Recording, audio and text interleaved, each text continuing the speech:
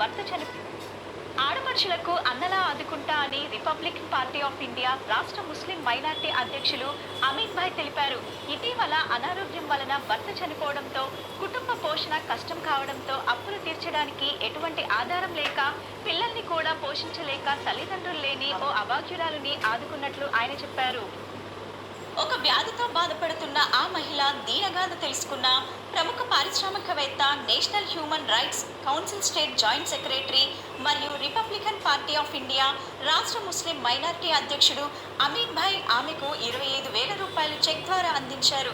అనంతరం నిత్యావసరాల సరుకులు, కొత్త బట్టలు అందించారు. ఈ సందర్భంగా అమీన్ భాయ్ మాట్లాడుతూ రాష్ట్రంలో ప్రతి ఆడపడుచుకు అన్నగా ఉంటానని అన్నారు.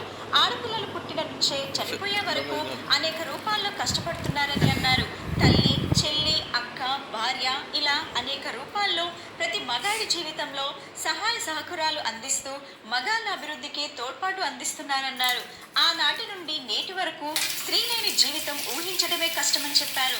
ఇల్లు, ఉద్యోగం, వ్యాపారం మొదలైన రంగాల్లో కూడా దూసుకుపోతున్న మహిళలందరికీ అభినందనలు తెలిపారు.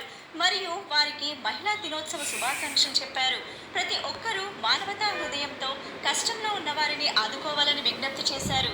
కుల, మత, ప్రాంత భేదాలు లేకుండా అందరూ లేని వారికి ఎంతో కొంత ఆదుకోవాలని పిలుపునిచ్చారు. అలాగే రానున్న రోజుల్లో ఒక చారిటబుల్ ట్రస్ట్ ప్రారంభమవుతుందని, తమ ద్వారా మరిన్ని సేవా కార్యక్రమాలు జరుగుతాయన్నారు.